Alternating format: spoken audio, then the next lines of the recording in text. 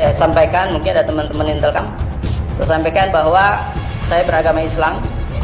Kemudian yang saya sampaikan bidalah ilal kitab wa sunnah, yang saya sampaikan adalah kitab dalil dari Al-Quran dan Sunnah, kitab sucinya umat Islam. Islam menari dalam genderang-genderang mereka. Politik belah bambu, yang satu dipelihara, yang satu dimusnahkan, yang satu diangkat, yang satu dijatuhkan, yang satu dibiayai, yang satu dibinasakan, yang satu dikasih modal, yang satu didukung, yang satu disupport, yang satu dihancurkan, dibubarkan dan dibunuh. Merasa hebat, merasa paling benar, merasa paling NKRI. Ketika kami sadar bahwa kami tidak bersyukur pada Allah Subhanahu wa taala, lalu kami semua bertaubat dan kami bersatu, maka kalian dengan sendiri akan terusir dari bangsa ini. Al-jihadu sabiluna. Jihad di jalan Allah adalah jalan kami. Al-mautu fi sabilillah asma amanina. Mati di jalan Allah adalah cita-cita tertinggi kami. Resiko menyampaikan kebenaran ada 3, selalu saya sampaikan. Yang pertama, kalian akan ditangkap, kalian akan dipenjara. Yang kedua, kalian akan ditangkap kemudian diasingkan. Dan yang ketiga, kalian akan ditangkap, ditembak dan dibunuh. Ketika di Baghdad pada tahun 1258, ada seorang tamu mengatakan, aku atau saya adalah tamu di sini. Anda adalah tuan rumah. Silahkan ambil barang-barang Anda yang kalian cintai, yang cocok untuk saya, dan tinggalkan tempat ini.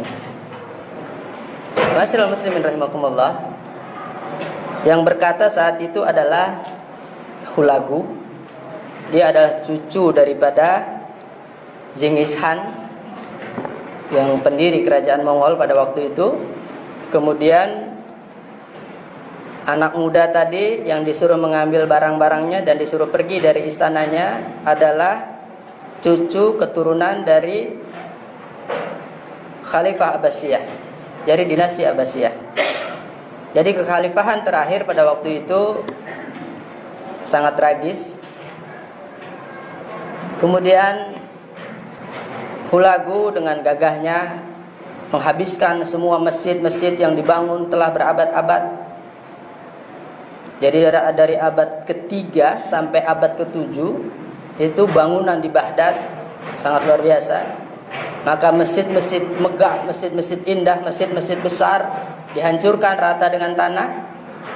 Kemudian perpustakaan-perpustakaan, kita tahu bagaimana di situ ada Ibnu Sina, bagaimana di situ ada yang ahli aljabar, matematik, ahli antariksa, antibiologi, ahli oceanologi, semua ahli ada di situ, ahli nuklir dan lain sebagainya. Maka dihancurkan keilmuan pada waktu itu. Sungai Tigris hitam karena tinta-tinta daripada kitab-kitab umat Islam, daripada keilmuan umat Islam pada waktu itu menghitam. Kemudian darah itu sampai sedengkul karena umat Islam saat itu dibantai, kemudian dihancurkan. Ini adalah kejadian sudah beberapa abad yang lalu. Ma'asyiral muslimin rahimakumullah. Singkat cerita, kemudian Hulagu bikin markas besar di luar Baghdad. Kemudian memberikan peringatan kepada semuanya, atau memberikan pengumuman kepada semuanya, bahwa Hulagu ingin bertemu dengan ulama terkenal, ulama yang paling pintar, ulama yang paling lihai, dan dia ingin bertemu. Maka diumumkan semuanya. Dalam satu riwayat dikatakan ada 200.000 umat Islam pada hari itu dimusnahkan.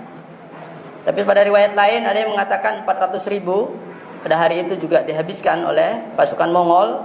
Kita tahu pasukan Mongol waktu itu dibantu oleh pasukan Cina, ya. Ini nanti bisa lihat di kejayaan dan keruntuhan daripada kerajaan Mongol. Nah, kemudian Singkat cerita, ketika diumumkan bahwa Hulagu ingin bertemu seorang ulama atau satu ulama yang mahir, yang jago, yang lihai, tapi karena kebengisannya, karena galaknya si Hulagu, maka tidak ada satu ulama pun yang berani untuk menghadiri undangan Hulagu. Di tengah-tengah kegentingan itu, maka ada seorang anak muda yang jenggotnya saja belum tumbuh, anak muda, guru madrasah. Kemudian dia mengatakan, saya siap memenuhi daripada undangan Raja Hulagu. Kemudian orang-orang pada khawatir, apa yang mengakibatkan dia berkeinginan ketemu dengan Hulagu. Kemudian anak muda itu berkata, ya, saya sangat penasaran dan tertantang dengan apa yang diinginkan oleh Hulagu. Raja bengis, raja tega, raja sadis, pembantai, pembunuh, yakni Hulagu tadi. Maka anak muda itu berangkat.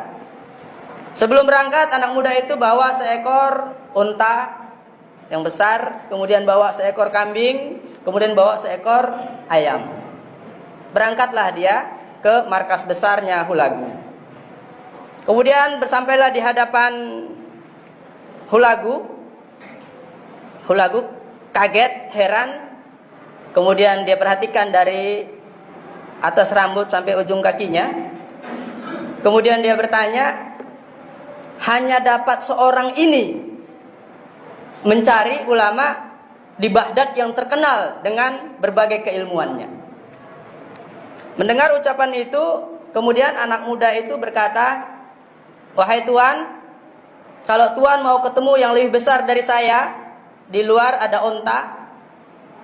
Kalau Tuan yang bertemu dengan yang berjenggot, di luar ada kambing. Kemudian kalau Tuan mau bertemu dengan yang bersuara lantang, di luar ada ayam. Tuan bisa mau ketemu di Baghdad ini dengan yang model apa saja. Mendengar ucapan itu, maka Hulagu tercengang dan kaget. Dan dalam hatinya berkata bahwa anak muda ini bukan orang sembarangan.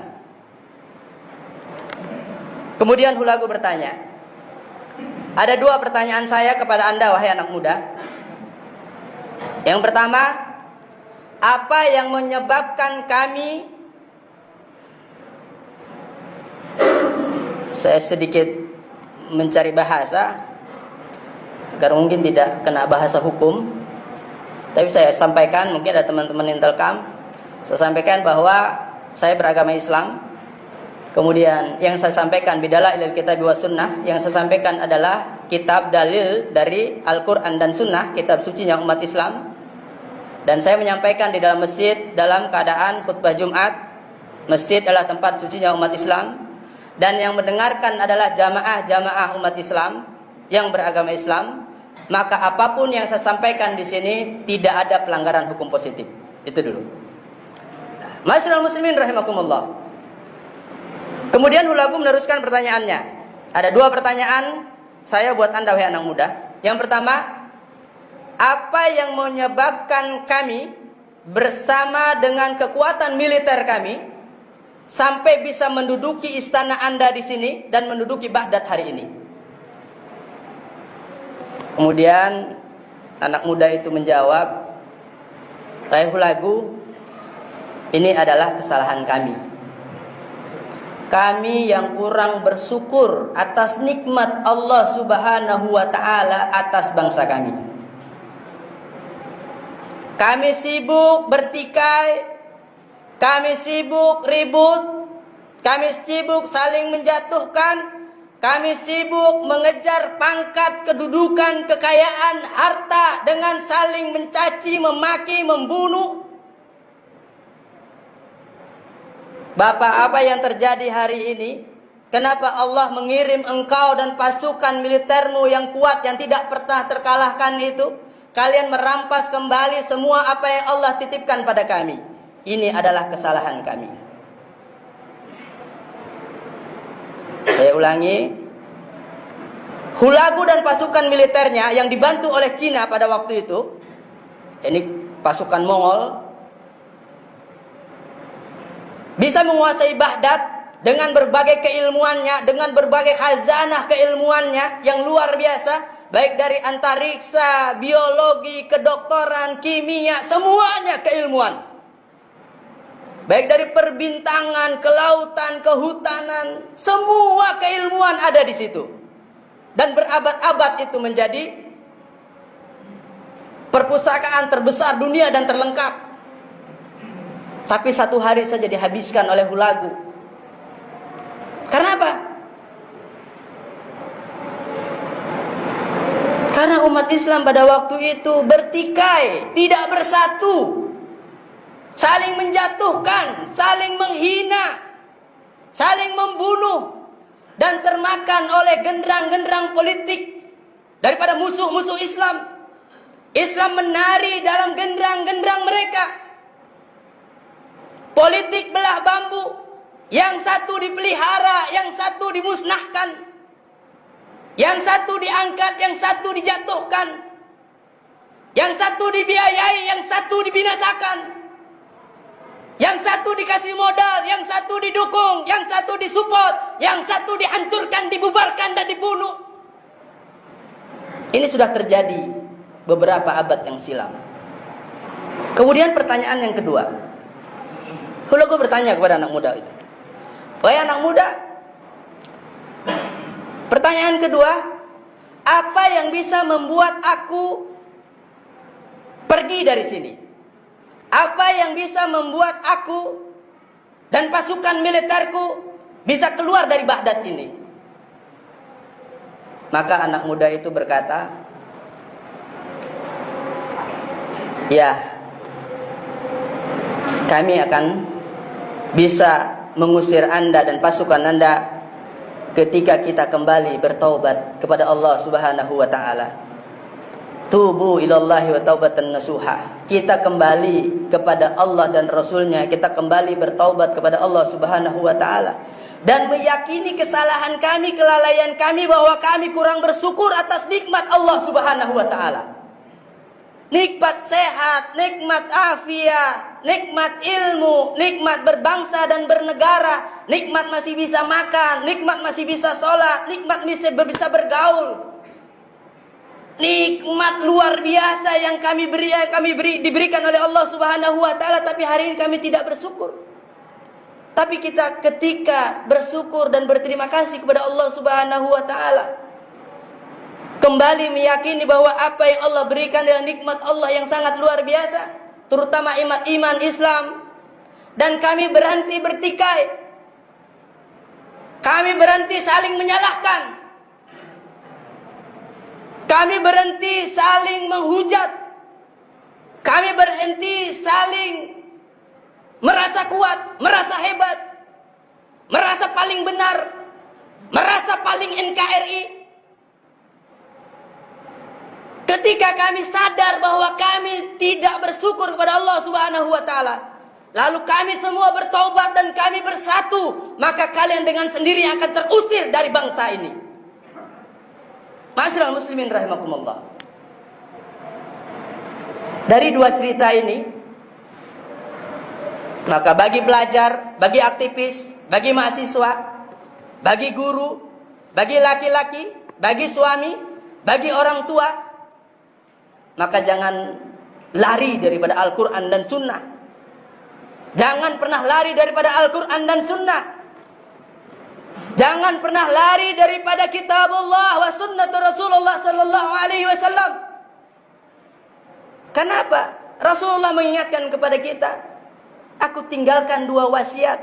Apabila kalian pegang itu atau kalian gigit dengan gigi gerahammu, maka kalian akan selamat. Apa itu? Kitabullah wa sunnatu Rasulullah sallallahu alaihi wasallam. Ma'asyiral muslimin rahimakumullah. Berkaca dari kisah itu, kemudian kita melihat keadaan kita hari ini. Apa yang kita lihat, apa yang kita dengar, apa yang kita rasakan di lingkungan kita, hendaklah kita gunakan kacamata Al-Quran dan Sunnah untuk melihat keadaan ini. Contoh, kita miris hari ini. Kenapa vaksin dijadikan alat ukur untuk orang makan di warteg? Vaksin dijadikan alat ukur untuk orang mengurus administrasi di kelurahan. Vaksin bukan alat administrasi bernegara. Vaksin itu boleh iya, boleh tidak. Tidak ada pemaksaan kepada warga negara Indonesia atas vaksin yang akan dilakukan. Kalau orang punya gejala jantung, ginjal, punya penyakit bawaan, sudah tua, tapi karena dia tidak banyak ilmu, dia orang awam, dia tidak cukup ilmu, dia tidak sadar bahwa dia dalam keadaan sakit, kemudian dipaksa untuk divaksin, kemudian banyak yang mati. Ma'asyiral muslimin rahimakumullah. Terus kita tentang vaksin? Enggak. Silahkan vaksin, tapi dengan cara-cara yang benar. Tapi kemudian tidak boleh pemerintah, tidak boleh negara memaksakan vaksin kepada orang, terutama kepada rakyat yang tidak mau divaksin, terutama kepada umat Islam. Ma'asyiral muslimin rahimakumullah. Lalu ada yang mengatakan, kalau kita melawan vaksin nanti ditangkap, nanti dipenjara, nanti ditembak, nanti dibunuh. Ya ma'asyiral syabab, wahai para pemuda, ishhad bi anna muslim. Saksikan bahwa kita adalah generasi muda yang berserah diri kepada Allah Subhanahu wa taala. Al-jihadu sabiluna. Jihad di jalan Allah adalah jalan kami. Al-mautu fi sabilillah asma amanina. Mati di jalan Allah adalah cita-cita tertinggi kami. Resiko menyampaikan kebenaran ada 3, selalu saya sampaikan. Yang pertama, kalian akan ditangkap, kalian akan dipenjara. Yang kedua, kalian akan ditangkap kemudian diasingkan. Dan yang ketiga, kalian akan ditangkap, ditembak dan dibunuh. Ini sudah resiko perjuangan. Tapi bagi mujahid, bagi dai, bagi mukharrik, bagi penggerak, aktivis gerakan, aktivis dakwah, pendamping umat, pendamping kaum kusam, maka ini sudah menjadi bagian dari perjalanan hidup. Ketika kita di penjara, anggap saja kita sedang uzlah. Bisa menulis kitab, bisa banyak belajar, bisa murojaah, menghabiskan hafalan di dalam penjara. Kalau kita diasingkan, anggap saja kita sedang tamasya. Dijauhkan daripada kemaksiatan, daripada kemunafikan, daripada kebodohan, daripada kejahilan. Ditembak, dibunuh. Syahid, ishhad bi anna muslim iskariman aw mujtahidan. Barakallahu li wa lakum fil Qur'anil azim wa nafa'ani wa iyyakum bima fihi minal ayati wa dzikril hakim. Aqulu qali hadza astaghfiru innahu huwal ghafurur rahim.